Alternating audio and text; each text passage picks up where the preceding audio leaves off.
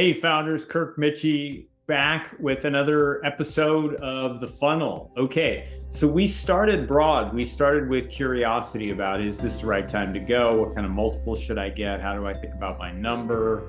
What are the processes and next steps? And then as you got into the middle of the funnel, it was kind of all about kind of how do you select your advisors? Which things do you plan for? Who's important, who's not in terms of the process. Now we're at the bottom of the funnel. We're in the last 5 steps. So the last one, we talked about what's a letter of intent and how does that pertain to the sale of your business. So that was a good one. If you missed that one, go back to our site or the feed and check it out. This next one is a deal point that might come across in the LOI. So it naturally follows from that. And that is, what's an earnout and should I accept it? So the knee-jerk response is usually no. Let me explain what it is. So an earnout is a buyer telling you that based on some future event, usually some performance that you may or may not be able to control on your side, and even worse, some profitability that you will not be able to control on your side, they will pay you a percentage of the proceeds.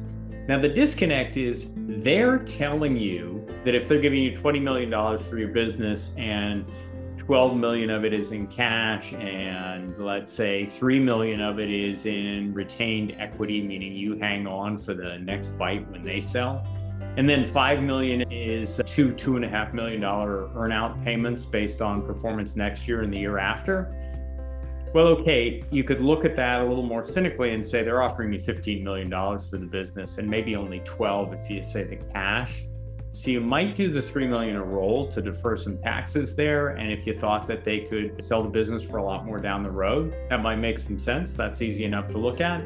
The earnouts, which are, cash payments that you might get in the future, you're still holding all the risk there.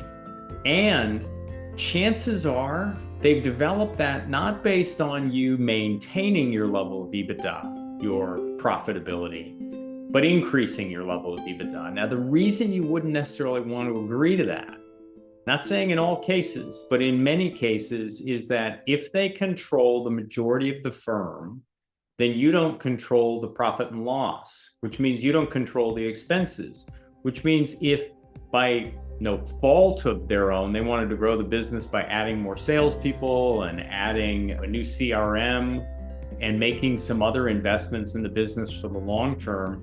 In those 2 critical years after you close the deal, they're making new investments, your profitability is going to be down. So your chances of getting the earnout are low. They didn't try and make sure that you didn't get it. On the other hand, the probability you get it is really, really low.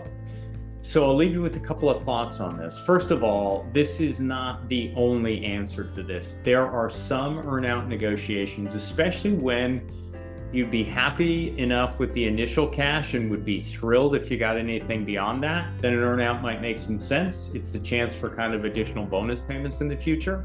There's also the idea that if you can develop an earnout based upon some confidence and optimism on your side, and maybe a revenue-based earnout, so that you didn't have to worry about the profitability. You just came in and helped them to bring in some new business, and profitability was up to them because now they own the company. Well, that might work out well. But I'll leave you with this thought. I sat down for coffee a couple of months ago with an M&A attorney who's been essentially doing a similar thing to what I do for the last 25 years.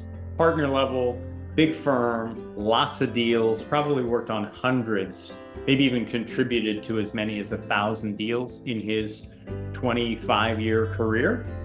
And I asked him what percentage of earnouts he's seen actually get paid out to the founders over his time.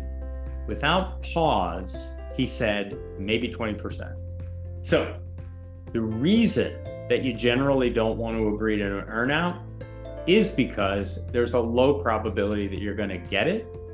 And what's even worse than that is that there are probably other ways to structure around that. So we'll talk more about that in future episodes. Thanks. Talk to you soon.